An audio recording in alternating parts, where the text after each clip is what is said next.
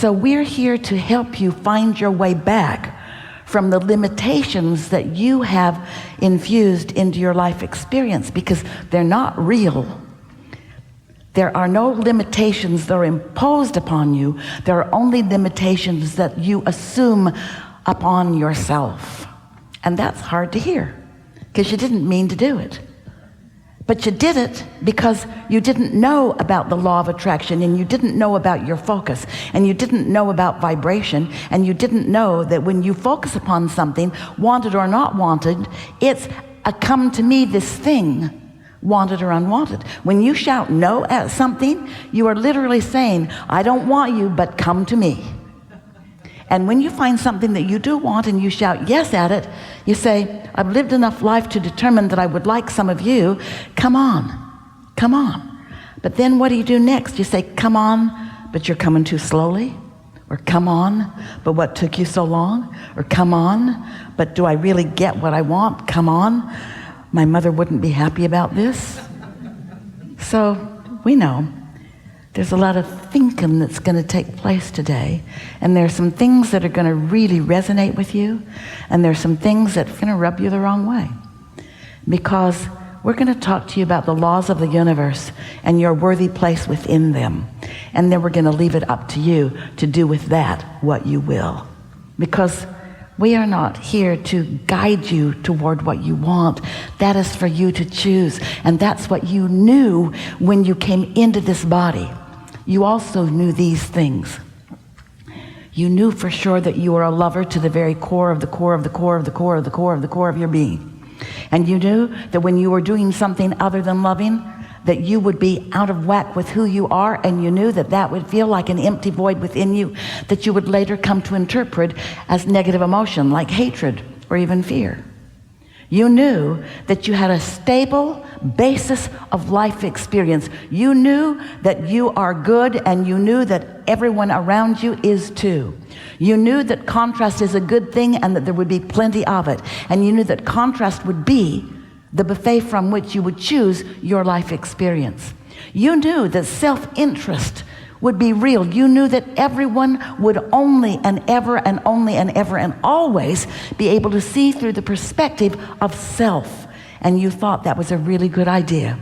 You knew that you would be a self-advocate, and you expected everybody else to be too.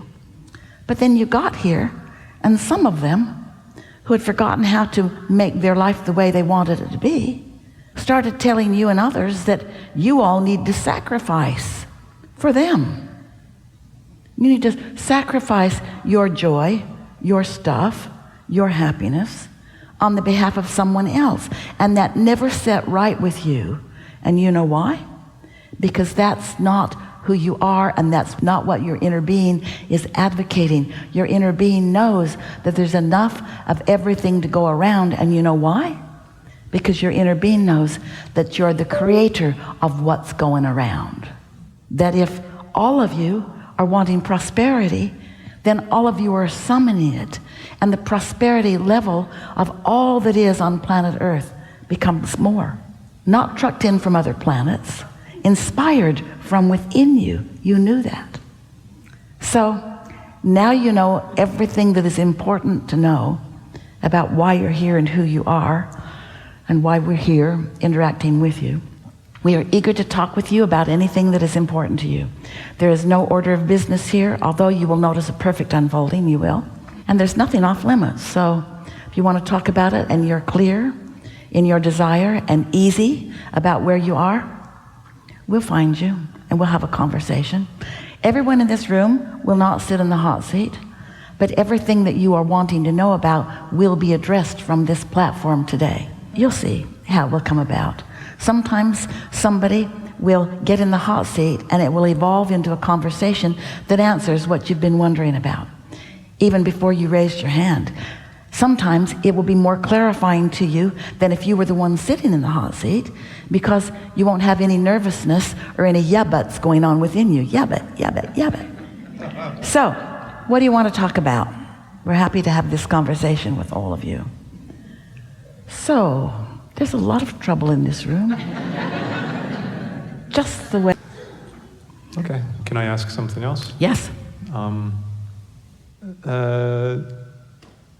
Not that much of an issue for me anymore. I'm getting a little better at gradually, after being steeped in spiritual teachings for like 15 whatever years. When I'm getting better at when something just isn't jiving, even if it's from you or someone I highly regard, that Good. I just Good. don't agree with it. Good. Because I consider that maybe I'm misinterpreting it, or maybe the way I'm seeing it is just serving me better if it feels better and such. Yeah, and that goes for what just happened here. Great. That's good to know. You can take it or leave it. Yeah. And I guess just this one kind of point of... If you want to miss out on the best thing that's ever happened to you. Oh, wow, okay. If you don't understand that we can see into your vortex, if you don't understand that we're infinite intelligence. Well, not offering resistance to what you just said. What you just told me about the relationship actually gave me more hope. So yeah. I appreciate that. But just in general, there's just this like kind of one idea that's thrown me for a loop sometimes. I'm like, well, I'm just going to think what I think. Manifestation in general, the whole kind of teaching of manifestation, I had a lot of difficulty with for many years doing spiritual stuff. And it was only through the conversations with God texts that I'm sure you're familiar with and many other people here are, that it really became like this rich, alive thing that I could really dabble in. Yeah. And ask and receive and ask and receive and ask and receive. yeah, and it was just, that everything, I call forth everything in my reality, and I bring forth everything. And it talked about that in ways that made sense and were very empowering. And eventually, it basically started saying, you can't necessarily know where everything came from, what level of consciousness you attracted it from, but just accept that it's perfect. It's the perfect circumstance for the perfect growth, expansion, whatever that you're seeking. That's a good general place to start, because you can't receive what you're not ready to receive. But you can keep asking the question and receive more and more specific answers. There is nothing that you can want to know that you do not have the ability to attract in its fullness. So yeah, I believe that I can attract whatever it is I wish to attract. But I guess the difficulty that I kind of had was that particular idea gave me a lot of relief and peace, and able to, no matter what happened, to not be like, oh, why did I attract that? Or I need to figure out what part of me attracted that. You know why? You know what's so good about that? Is because you cannot think your way out of things.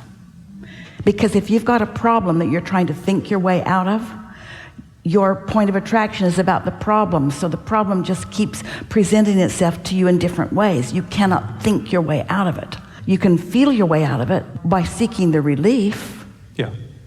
Yeah, basically the emphasis was put on, don't worry about how it came about. Your main task is to just, get in alignment, to use your terms. That's your main task. Don't worry too much. Yeah. But then when I heard you talking about things, it kind of activated this almost like, I gotta, if this person's, I live in New York City, suddenly someone comes and yells at me. People think that we're schizophrenic, or that we're teaching you how to be schizophrenic, because on the one hand we say you are a deliberate creator, be the creator of your own reality, and then we teach the art of allowing. You get into the place where you receive it and you say, Abraham, what do you want from me? Do you want me to get specific about what I want and script it and intend it, or do you want me to just accept that it's already done and just allow it to flow in? And we say the answer to what you do when is about whether you are in a state of resistance or a state of allowance. If you're in a state of resistance, you let it go, because you're not helping yourself. If you're in a state of allowance, then you turn on the gas, you turn on the juice, and you get more specific, because it's more fun. It's way more fun to be specific than it is to be general. But if being specific makes you not believe, then it doesn't feel good. And that's what the beauty of your inner being is. Your inner being knows exactly where you are on your path of least resistance. And your inner being is calling you around that resistance, over it, under it. There's no right answer. No one can write a book and say, under these conditions, do it just like this. Because the combination of the beliefs that you hold, that's why we started today with the conversation about, are you certain or are you uncertain all the way along the way? Because how you feel really informs what you do next. If you feel negative, then release, release, release, release, release. If you feel positive, then point and point and point and point and point. It really is like that. We want to tell you a Neil Donald Walsh. Same thing kind of with relationships, but it's more long. It's not in a week. This could be months. I have connected with amazing relationships in the past. I'm not thinking of one specific person. All of them are really magical. And then it comes to this point where it just is suddenly toxic. So I'm just wondering if there's this marble that I'm carrying everywhere that I'm unaware of. Yeah, it's a worrisome marble about commitment. Okay. What'd you say about commitment? It's a worrisome marble. We've been playing this game that it's like you're walking around with every thought you've ever thought in this bag of marbles. And the marbles are attractive and they match up with other marbles. And sometimes something will happen, just a comment or a series of things that will cause you to activate a marble of insecurity based upon past experience that then hits the other one in a toxic way. We're going to make a strong statement, and it's never a good idea to put everyone in a basket and throw a blanket over it and call it the same, because you're not the same. You are all very different. But this is the common opposing friction points in most relationships. One is a seeker of security, while the other is a seeker of freedom.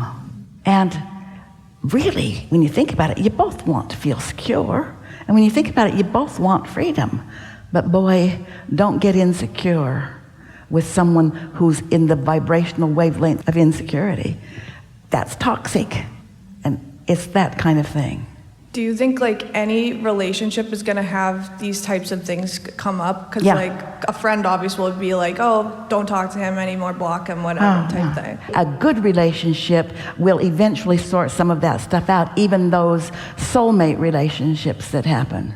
Some of the people that you meet up with that you have the strongest intentionality about are those that give you the most opportunities to work the bugs out of it. Most people think that ideal relationships are those where you have no contradiction of anything, no comparison, no consideration, therefore no expansion together. If you're not having some conversations and some debates and some, what do you think about this, and finding some things that are different, you're not having any expansion together. And a relationship that doesn't expand together cannot stay together. So those things don't make the relationship bad. It's just to bring awareness to grow together eventually. Yes, good words, and even more emphatically, gives you an opportunity to decide that you're going to calibrate with your inner being first and foremost. And that is irritating to the other person who really would like you to calibrate 100% to them. If you say, these are my vows, I like you pretty good, let's see how it goes. This is what I vow to you. I have an inner being, and we're like this. And you and I, not so much. We're being playful about this. But my relationship with who I am matters most, because, as we had a conversation just now, when you are in vibrational sync with who you are the wisest, most considerate, most expansive, most humorous, most healthy. Who doesn't want that? Only one that would have trouble with that is somebody who's standing in the moment in insecurity. You can't withdraw from the powerful you that you are enough to make an insecure person feel powerful. And that's what you keep bumping up against.